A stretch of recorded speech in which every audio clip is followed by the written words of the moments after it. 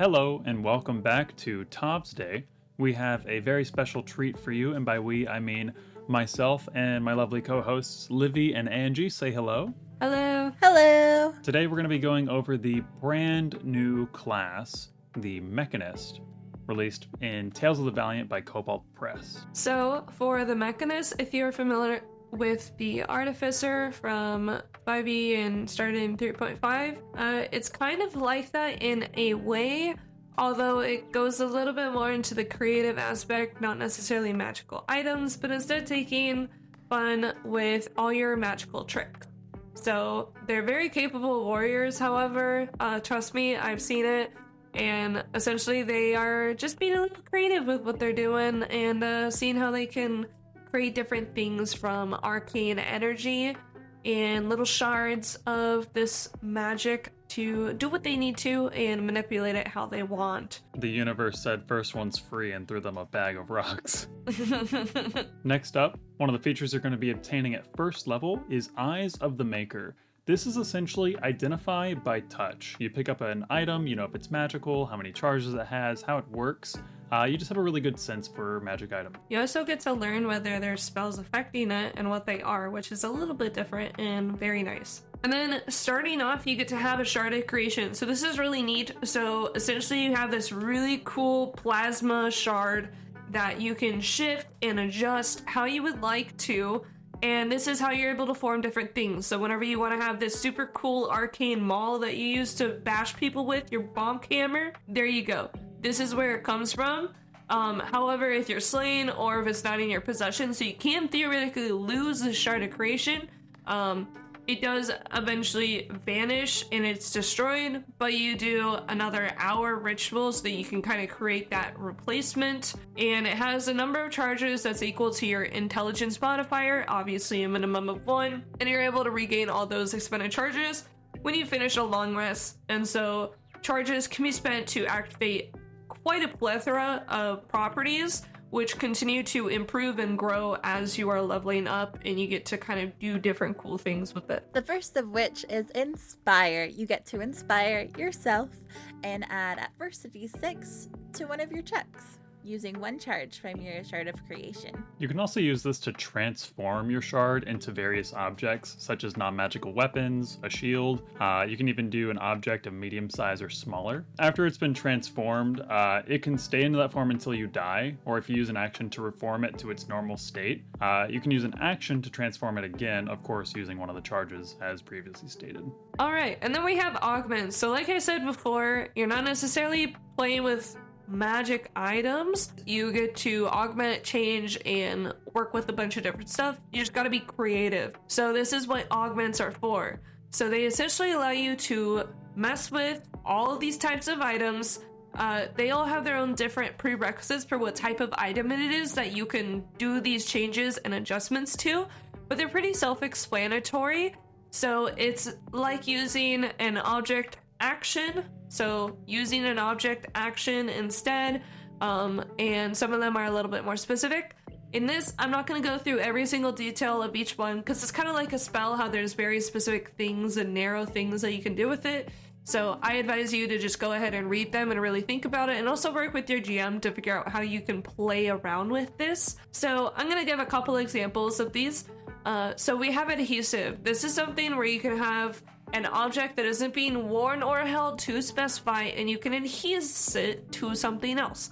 This was used by one of my players in an adventure more recently where they essentially wanted to lock the evil guy into a room. So what do? They adhese the door to the door frame so that it was pretty much impossible to move. Super smart, super fun. That's fucked. Yeah. Little they know that the evil guy locked themselves in with one of the other party members so that party members couldn't get in. But one of the party members was beefy enough to get a nat 20 and just completely break down the door. It was super cool. But yeah, essentially you can adhese different things. Then there's collapsible. So again, these are all very obvious what they are just based off of the title. So you can essentially make something smaller. So it's like if you were to use a reduce on a creature, you instead use it on items to change their sizes. And then you have detecting. So this is where you get to be those magic spy glasses. So you get to have, you can choose to have dark vision, you can see invisible creatures, you can essentially have detect magic on you, or total X-ray vision. So tons of options, kind of depending on what you're wanting to do. Then there's empowered. So this is essentially giving automatically a +1 to a weapon. So making it a +1.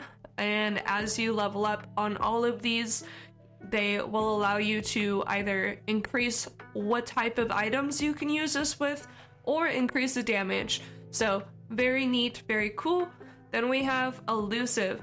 So you can mask an appearance of an item, whether it's large or smaller, and you can shape it to look like a different item that's about the same size and general composition. So it'll be really fun to go ahead and do that. So for instance, you can have a really cool moment where you think of SpongeBob and you have your invisible boatmobile. So it's kind of, in essence, you could do that where it's like, oh no, I mask it, it's hidden. You're not making it invisible, but you are getting to disguise what it actually looks like. Then you have loading.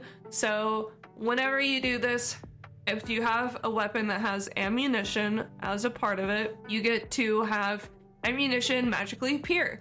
So this is something really good if you have a campaign where it's more gritty nitty and you are looking at, here is all of my ammunition and we're limited, so you're limited resources. So those type of games, this is perfect for it. When you actually care about those, it's also really good, for example, if you have to do this for a loading weapon, because it means you don't have to reload the weapon. It just kind of magically loads there, which is super neat, and could be a super fun and broken depending on what type of player you are. Then there's phosphorescent. So this has to be a small item that you can essentially hold, so it allows it to glow. So if you want to have a nice little glowing rock, and like I have in my party where they have a player that likes shiny things, and so to distract them and get them to keep following the party, they make glowing rocks and glowing shiny items. So you can do that. Then there's propulsive. So this is going to be with armor, not shields, to specify, or smaller objects that can be worn.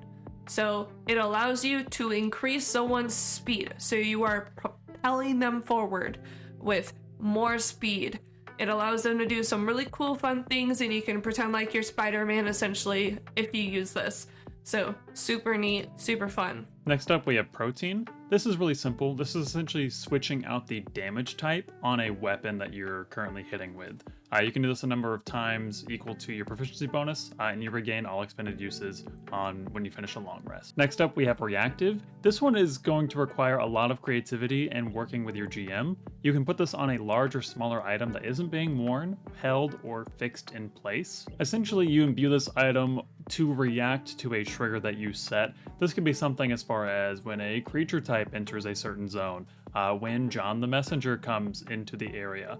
And it can do a couple of things, but mainly it can like record something in the area, like within 60 feet of it for the next hour, or it can emit a sound for 1 minute. It can kind of work like the alarm spell. So really cool, interesting thing that has a lot of interactive role play with the area around it. Next up, we have reinforced. Essentially, you're going to target an item and you're going to increase the hit points of the item by 5 times your Mechanist level. Next up, we have returning. Turns out you don't need to be worthy to have Thor's hammer and have it returned to you, because you can just put this augment on it. You can essentially throw a weapon and have it returned to you if the item is within 60 feet of you, which honestly, really cool. And finally, we have repellent. This one is also incredibly simple. When you get hit with a melee attack, you can force a creature to make a strength save. If they fail, they get pushed 15 feet away from you. On top of having this list of augments, when you choose your subclass at level 3, you get a brand new augment based on your subclass. We're not going to go into too much detail about those now, but we're going to give you a brief overview. For example, one of them being the Metallurgist.